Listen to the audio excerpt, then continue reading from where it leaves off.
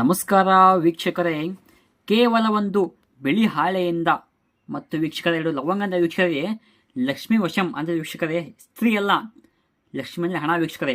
ಹೌದಾ, ಹಣದ ವಶೀಕರಣ ಅಂದರೆ ವೀಕ್ಷಕರೇ ನಿಮ್ಮ ಕೈ ತುಂಬ ಹಣ ಸಾಲ್ತಾ ಇಲ್ಲ, ನಿಮಗೆ ತುಂಬ ಹಣ ಸಮಸ್ಯೆ ಆಗ್ತಾ ಉಂಟು, ಸಾಲ ಸೂಲ ಆಗ್ತಾ ಉಂಟು, 10 ರೂಪಾಯಿ ದುಡ್ಡಿದ ವೀಕ್ಷಕರೇ 100 ರೂಪಾಯಿ ಕಷ್ಟ ಆಗ್ತಾ ಉಂಟು ಅಂದರೆ ವೀಕ್ಷಕರೇ, ನೀವು ಈ ಒಂದು ಲಕ್ಷ್ಮೀ ವಶಂ ಎಂಬುವ ಒಂದು ಸರಳವಾದ ಬಿಳಿ ಹಾಳೆ ಮೇಲೆ ಬರೆದುಬಿಟ್ಟು ವೀಕ್ಷಕರೇ ಅಕ್ಕಪಕ್ಕದಲ್ಲಿ ವೀಕ್ಷಕರೇ ಎರಡು ಲವಂಗವನ್ನು ಇಟ್ಟುಬಿಟ್ಟು ವೀಕ್ಷಕರೇ ನೀವು ಸಂಪೂರ್ಣ ನಿಮಗೆ ಲಕ್ಷ್ಮಿ ಹತ್ತಿರ ಆಗಬೇಕಂದ್ರೆ ವೀಕ್ಷಕರೇ ಈ ಒಂದು ಬಿಳಿ ಹಾಳೆಯನ್ನು ತಂತ್ರ ಮಾಡಿ ವೀಕ್ಷಕರೇ. ಹೌದಾ ವೀಕ್ಷಕರೇ, ನೀವು ನಿಮ್ಮ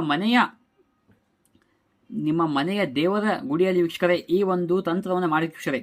ಹೌದಾ, ಬಿಳಿ ಹಾಳೆ ಮೇಲೆ ವೀಕ್ಷಕರೇ ಲಕ್ಷ್ಮೀ ವಶಂ ಅಂತ ಬರೆದುಬಿಟ್ಟು ಅಕ್ಕಪಕ್ಕದಲ್ಲಿ ಎರಡು ವೀಕ್ಷಕರೇ ಲವಂಗವನ್ನು ಇಟ್ಬಿಟ್ಟು ವೀಕ್ಷಕರೇ ನೀವು ಒಂದು ನಿಮ್ಮ ಮನೆ ದೇವರ ಮುಂದೆ ಕೂತ್ಕೊಂಡು ವೀಕ್ಷಕರೇ 108 ಬಾರಿ ಮಂತ್ರವನ್ನು ಪಡಿಸಿ ವೀಕ್ಷಕರೇ.